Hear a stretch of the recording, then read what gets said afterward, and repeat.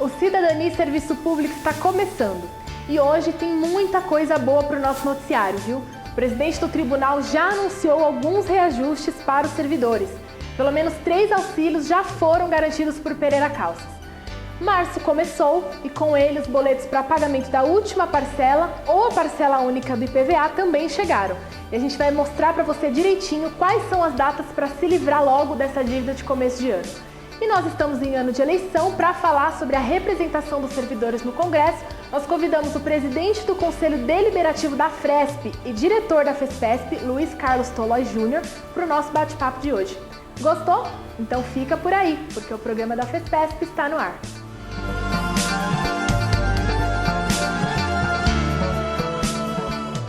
Olá, cidadão! Olá, servidor público! Mais um programa Cidadania e Serviço Público. A nossa conversa de hoje é com o Luiz Carlos Tolói Júnior, que já foi presidente da Fresp e hoje é presidente do Conselho Deliberativo. E temos uma ótima conversa, não é, Tolói? Prazer, Goze.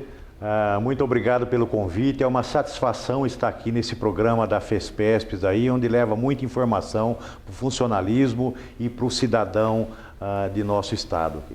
Vamos conversar falando da AFRESP. O que é a AFRESP? Associação dos Agentes Fiscais de Renda do Estado de São Paulo. Do Estado de São Paulo. Quem são os agentes fiscais de renda do Estado de São Paulo?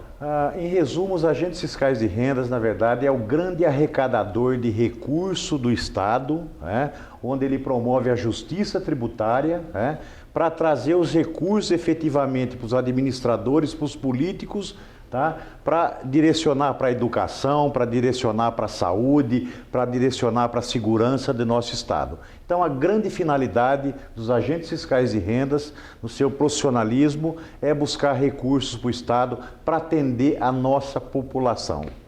Há 70 anos vocês fundaram a Fresp, que é a associação que representa os fiscais, né? O que é 70 anos da Fresp? É muita história e muita luta de nossa entidade. Eu falo com muito orgulho, porque foi construído tijolo a tijolo a nossa entidade, onde nós temos uma ampla área de atuação em prol do associado, seja na área de um plano de saúde que é referência junto à Agência Nacional de Saúde hoje, que temos mais de quase 20 mil filiados no plano de saúde, temos a área de seguro para os associados, ou seja, buscando benefício para os associados, E temos um fator importante dentro da nossa entidade também, que é uma fundação que foi criada, o Fundafresp, para atender entidades de menores idosos carentes no estado de São Paulo. Então é um trabalho muito bonito, não só para os agentes fiscais de rendas, mas enfim, para nossa ajuda também para a sociedade. E outro ponto fundamental que tem também a Fresp é a luta constante que tem para a qualificação da nossa carreira, para melhoria, na verdade, da arrecadação do Estado e na busca constante de qualidade do serviço público na área tributária que a gente vem buscando, enfim, para trazer recursos mais recursos para o Estado, para ele cumprir o seu papel.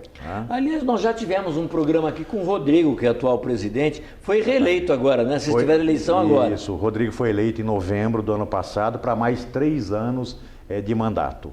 E você é eleito no Conselho e agora presidente do Conselho. Exatamente, fomos reeleitos no Conselho Deliberativo e fomos eleitos presidente do Conselho Deliberativo para esse próximo triênio da Fresp aqui.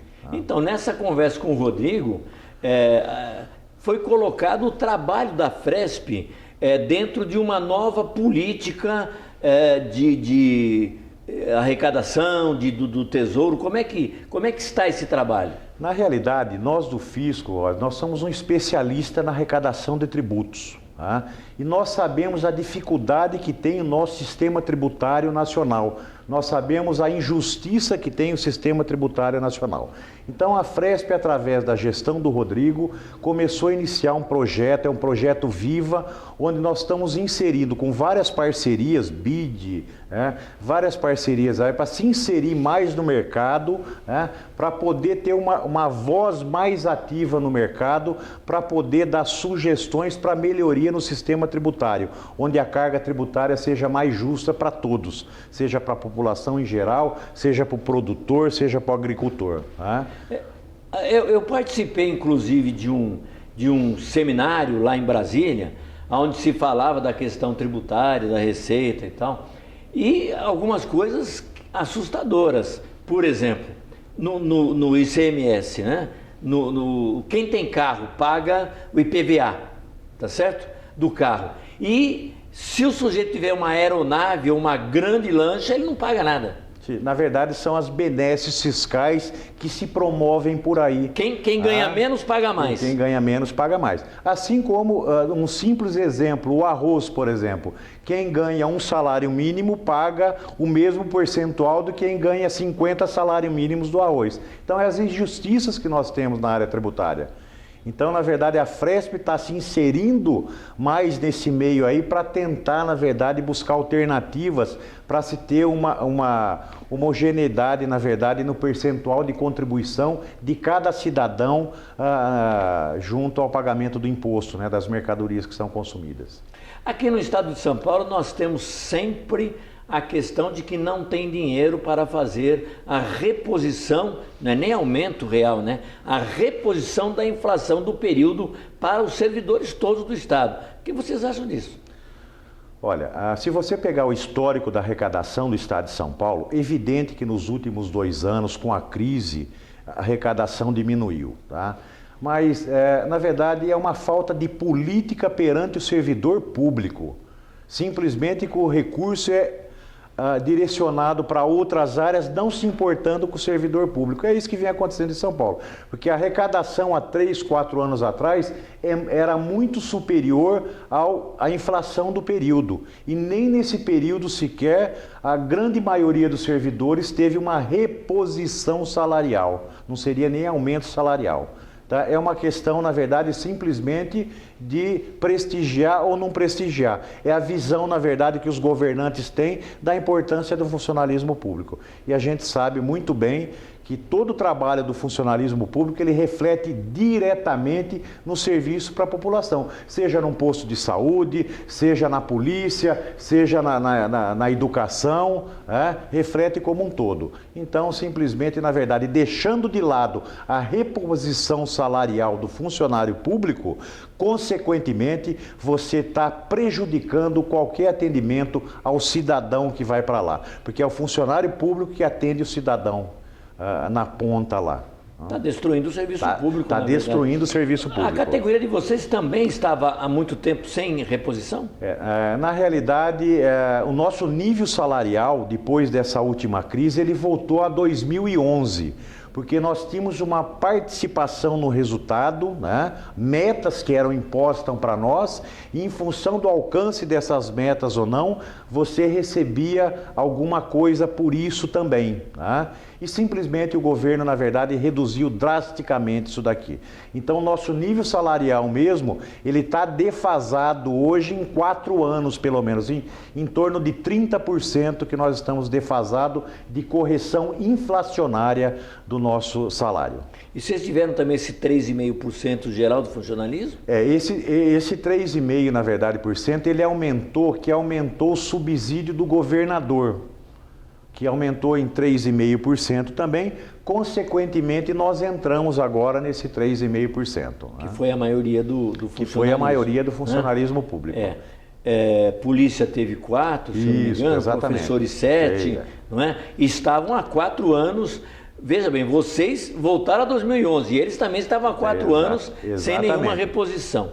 Uma grande luta do funcionalismo público foi a questão da reforma da Previdência. Vocês também trabalharam contra a reforma da Previdência? Sim, evidente. Na verdade, eu costumo intitular que não se pode falar que é uma reforma da Previdência. O que a gente vê, na verdade, é que a população em si não teve consciência do que é essa reforma da Previdência. Eu falo que isso daí é voltar aos tempos da escravidão, essa é a realidade. Porque o que querem impor, que queriam impor para nós na reforma da Previdência, é simplesmente você vai arrecadar, vai pagar e jamais vai usufruir disso. Porque do jeito que ela estava aí, era impossível você aposentar. Então era uma coisa esdrúxula que estava aí. E é evidente que tínhamos que trabalhar contra a reforma da Previdência. E a gente espera, na verdade, o envolvimento não só mais da classe dos agentes fiscais de rendas, né, de todas as carreiras do Estado e mais a população que tem que se engajar, que tem que tomar essa consciência. Porque essa reforma aí, o governo tentou primeiro impor falando que tinha um déficit a Previdência. E foi desmascarado claramente pelo próprio trabalho do senador Paim, que não tem déficit na Previdência. Na verdade, a Previdência ela foi injetada, ela foi colocado vários benefícios sociais lá, que eu não sou contra, porém, na época da Constituição, foi alocado recursos para lá. E o governo está desvinculando esses recursos, que é que somente os trabalhadores paguem isso daí. Então, o funcionário público que tem o direito ao salário integral, ele pagou por isso, paga por isso 30, 35 anos sobre o seu salário bruto para ter esse valor. Então, é uma farsa que o governo colocou aí, e foi muito benéfica, na verdade, para a sociedade a interrupção desse avanço dela no Congresso Nacional. Graças à intervenção no Rio de Janeiro.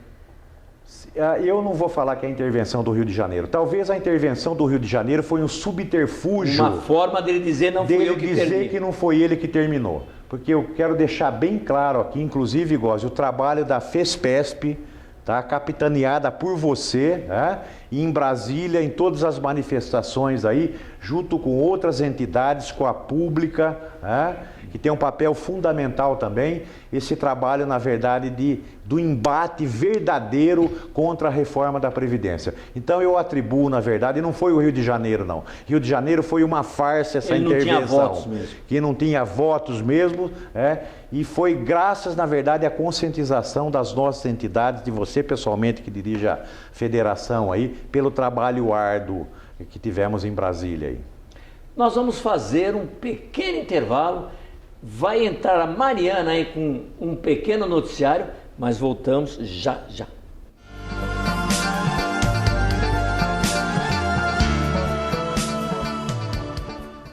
Agora é hora de prestar atenção para os vencimentos da terceira parcela ou a parcela única do IPVA. Desconsiderando os finais de semana, o calendário para pagamento recomeça no dia 9 de março para veículos com placa de final 1 e segue até o dia 22 de março para as placas com final 0. Lembrando que a partir deste ano, o aviso sobre o pagamento de IPVA não foi enviado mais por carta, Chegou apenas por e-mail ou então você tem que ficar ligado aí. Para fazer a consulta do valor, acesse o site que está aparecendo aqui na sua tela, digite o número do Renavan e da placa do veículo. A gente volta com a entrevista agora com o Luiz Carlos Tolói.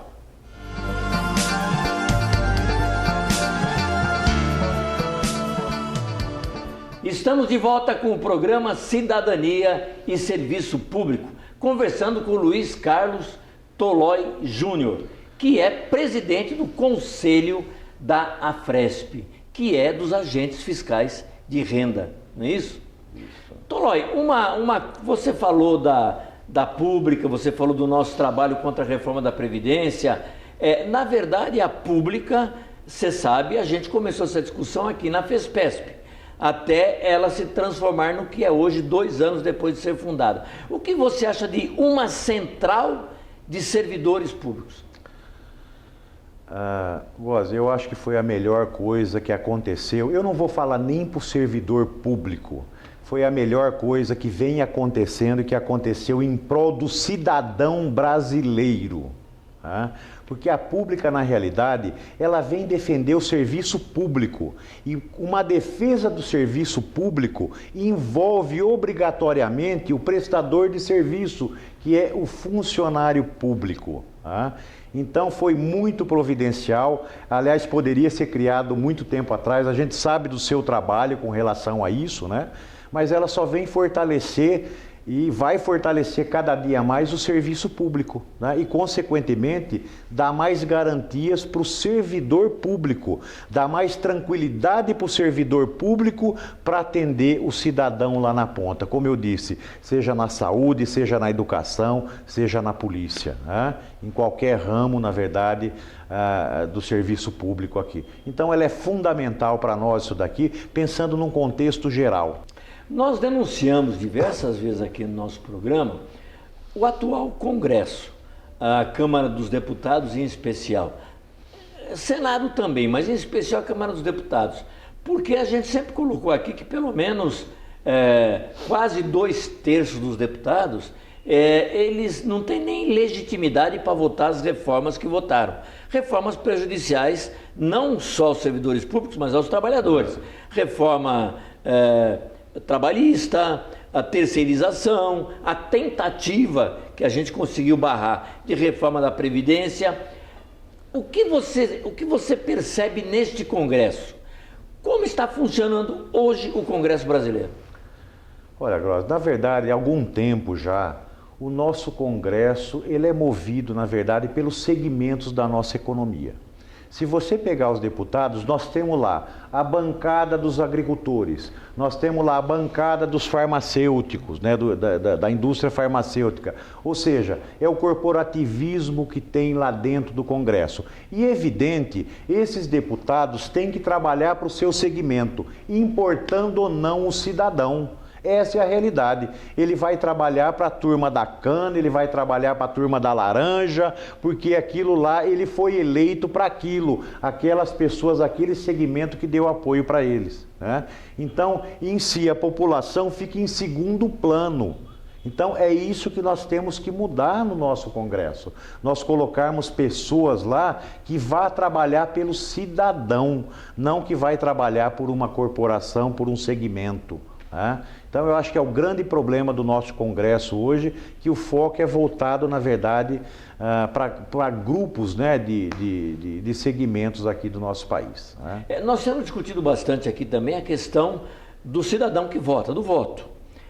O voto, que o cidadão saiba em quem ele vai votar, que ele tente saber quem é aquele candidato dele, votar no candidato que ele sabe que fez alguma coisa e que tem de continuar fazendo alguma coisa, e depois acompanhar esse cidadão que foi eleito lá no Congresso. Essa questão do voto consciente, o que você acha? Olha, é fundamental, né? Não tem nem dúvida a hora que se fala de um voto consciente, né? Mas infelizmente, principalmente a hora que se fala numa Câmara Federal, muitos dos nossos cidadãos, eles são, na verdade, alheios, vão decidir no final, quando está chegando a eleição, e normalmente eles se definem para quê? Para aqueles candidatos que são mais conhecidos na sua cidade, não se importando o que ele fez ou não, tá? Pelo até custo da campanha que tem, a aparição do candidato, ele vota naquele candidato sem pesquisar. E, na verdade, todo eleitor, né, ele tem que buscar, na verdade, uma história do candidato, a história de luta de candidato, em prol da sociedade, não em prol só de um segmento, mas o que ele fez para a sociedade, o que ele vem fazendo, tá? E mesmo aqueles candidatos que estão chegando, os novos, que não têm nome no mercado, vamos dizer assim, o eleitor ele tem que buscar conhecer o que esse candidato vem fazendo. O que esse candidato vem trabalhando para a população, que é isso? E um ponto fundamental que você tocou aí também, não só para votar, mas qual candidato que é acessível para você acompanhar o trabalho dele lá, para você ter acesso ao deputado na sua base, no seu segmento, para até solicitar as coisas dele, para até buscar informações e acompanhar efetivamente o trabalho dele. Então eu acho que tem que ter uma consciência maior da nossa população e buscar realmente essas informações e buscar realmente quem vai defender os seus interesses, o interesse da grande maioria da população brasileira. A Pública vai ter uma reunião agora em março, exatamente para discutir essa questão de representatividade na Câmara Federal e no Senado. E nas Assembleias Estaduais também. Ela quer saber nos estados quem está disposto a a partir para uma eleição, né, a tentar uma eleição. Como é que você vê essa... Você falou que são vários grupos sendo representados. O que seria a representação de servidores públicos que hoje, na verdade, tem um ou outro deputado, nem sempre servidor público, mas não uma bancada de servidores? O que é? Que bom seria uma bancada de servidores? Serviria para quê? Olha, Góes, primeiro a gente tem que enaltecer a posição da pública de fomentar isso daí nos estados, né, para se ter representantes dos servidores, né? E eu volto, na verdade, uma palavra que os comentários que eu fiz no início, né? Vários segmentos nós temos aí, da indústria, do comércio representados lá, e não temos segmentos do servidor público, né? E eu friso ainda bem, porque não é uma representação do servidor público, eu falo. A nossa característica, o representante quem vai lá do servidor público, na realidade é um representante da população, é um legítimo representante da população. Eu falo, é um puro sangue, porque para você prestar um serviço público bom, você tem que ter, na verdade, equilíbrio no serviço público, no servidor público, você tem que ter uma remuneração adequada no servidor público, você tem que dar condições de trabalho para o servidor público, tá? Isso daí reflete o quê? Para a população. Então, na verdade, é fundamental. Como eu falei, o nosso corporativismo não é simplesmente servidor público. É servidor público e o ponto principal é o cidadão que está lá para ser atendido. Porque entra governo, saem os nossos governantes, entram e saem por aí. E quem que toca o Estado, quem que move o Estado brasileiro? É o servidor público. Porque os nossos políticos são passageiros. Então nós temos que ter alguém para defender o servidor público e o serviço público. Você tocou num ponto interessante, porque a gente sempre coloca que o direito que o cidadão tem na Constituição só chega, escola pública, saúde, segurança, só chega através das mãos do servidor público. Ele é o elo entre a Constituição e o cidadão, não é verdade?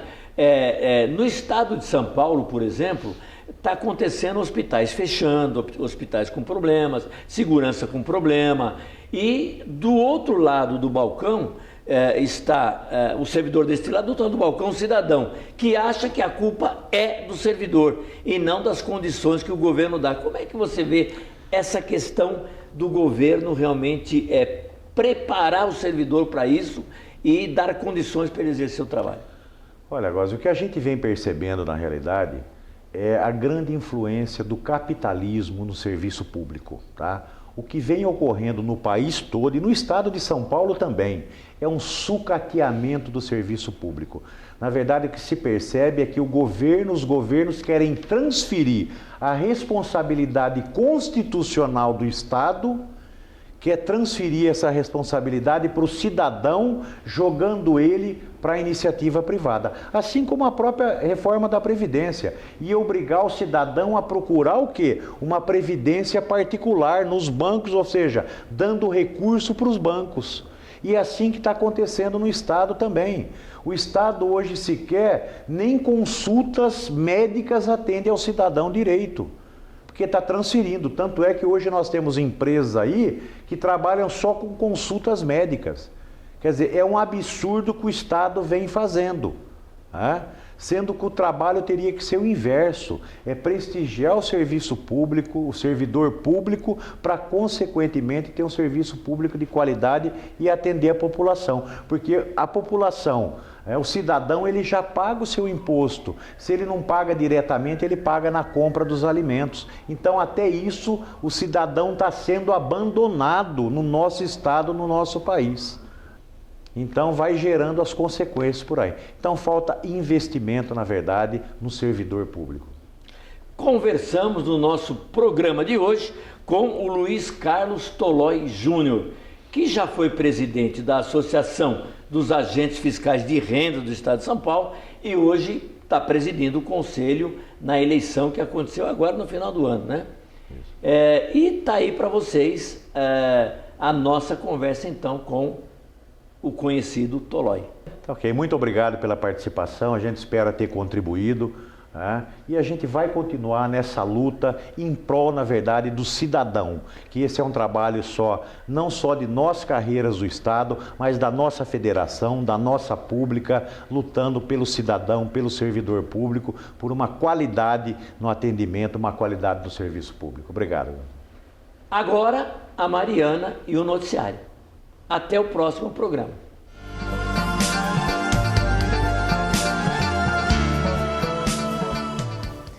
E agora a gente vai falar um pouquinho com servidores do Tribunal de Justiça. Um discurso com mais de 2 horas feito em pé e com direito a brincadeiras. Foi dessa maneira que o atual presidente do TJ, Manuel de Queiroz Pereira Calças, recebeu as entidades de classe no Palácio da Justiça. O primeiro encontro com o desembargador passou longe das formalidades e surpreendeu as lideranças.